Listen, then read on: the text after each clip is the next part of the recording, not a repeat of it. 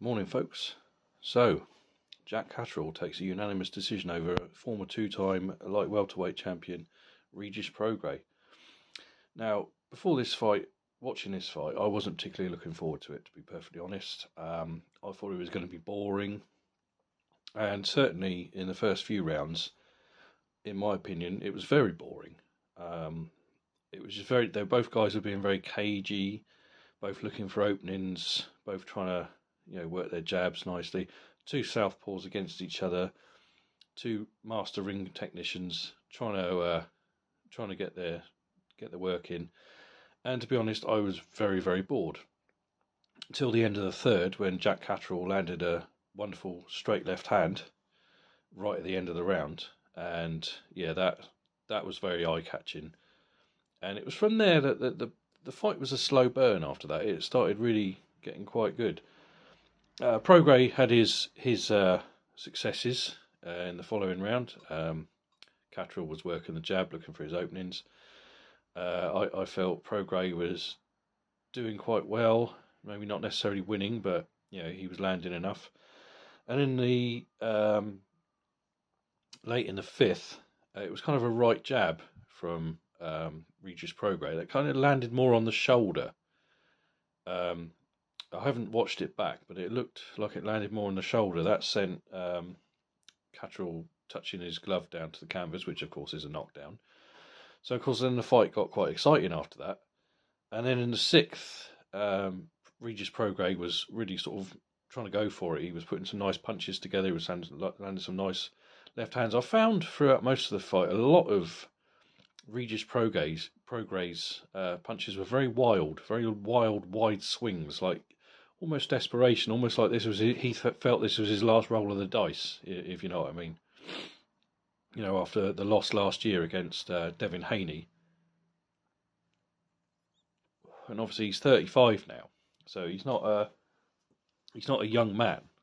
So it's almost like I felt in this fight, this was Regis Prograis almost knew this was kind of his last roll of the dice, his last chance at the big time, and he was getting a bit desperate in there at times.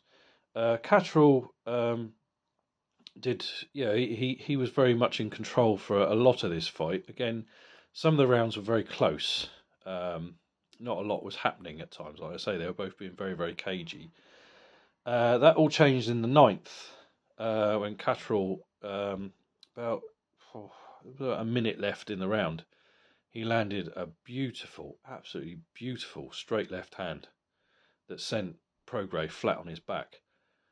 What a wonderful, perfectly timed punch. What a beautiful punch that was. Prograis got up too quickly, in my opinion. Okay, he wasn't devastatingly hurt. Yeah, he was clear-eyed and everything, but I think he should have taken the full, on his knees, taken the full 8, got up. And he tried to work his way back into it. Catterall was just catching him by then. Catterall was going for the finish.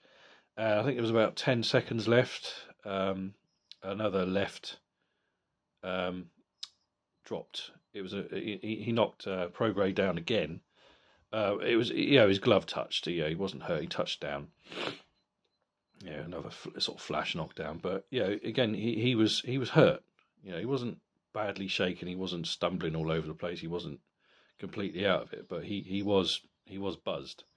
So he had 2 knockdowns against him, which wasn't good. He was trying his best. But again, I found a lot of his work very wild. He was wild swinging, especially in the last round. Catterall was just he was just picking him off, piling up the points by that point.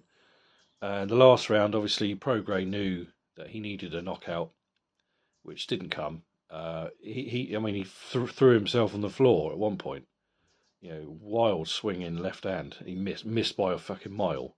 Missed by a mile. Nowhere near the target. He was desperately trying to land that punch. And Jack Catterall got the unanimous decision. 2 scores of 116-109, and 1 score of 117-110. I didn't score the fight. We had company around last night who watched the fight with me. So there was talking to each other, and I was watching the fight. I didn't score it, but I felt probably 116-109 may have been fair. Yeah, that was probably fair. Maybe it's slightly closer, maybe But either way, Jack Catterall deserved the win.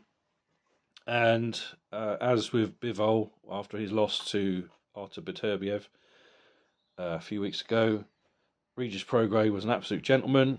He was very, very complimentary of Jack Catterall and took the loss, accepted the loss. Now, certain Mr. Tyson Fury could take a leaf out of these guys' book and just kind of, hold your hands up and admit you fucking lost instead of making fucking excuses.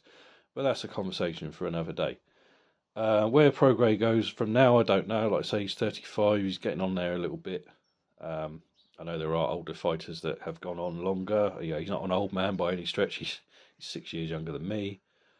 But I think he's, judging by his last two fights, I would think he is probably finished at the top at world level. Certainly, I've seen stuff online kind of indicating he wants to go into the bare knuckle league. Whatever, fair enough. He could hang around. I personally think he's finished at world level. And he said he didn't want to be, a notch on a younger fighter's belt, which I totally understand. But we'll see. I think Jack Catterall. Now, I've never been the biggest fan of Jack Catterall. I've found him quite boring to watch. I find him quite one-dimensional. It's been effective for him.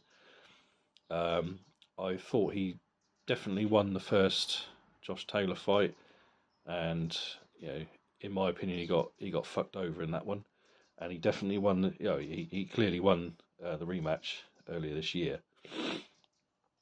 And I kind of felt he sabotaged his career a little bit because he was kind of hanging around. He was inactive for a while because he was kind of hanging around for that rematch. Which, again, I understand, but I think, you've got to move on from these things.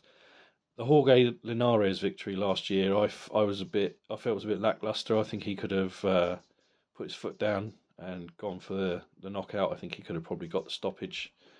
But this fight, it was a great performance from him against a guy, who two-time world champion, So I'd like to see Catterall get his shot at another title because, it's unfortunate. He was going for the undisputed title against Josh Taylor the first time, and he was fucked over, in my opinion, and a lot of people's opinion. So I think it's time he got a world title shot. As to who that would be, Liam Paro maybe. I would like to see him in there with Teofimo Lopez. I think that would be a good fight. Whether or not Lopez would go for it, who knows? We'll see.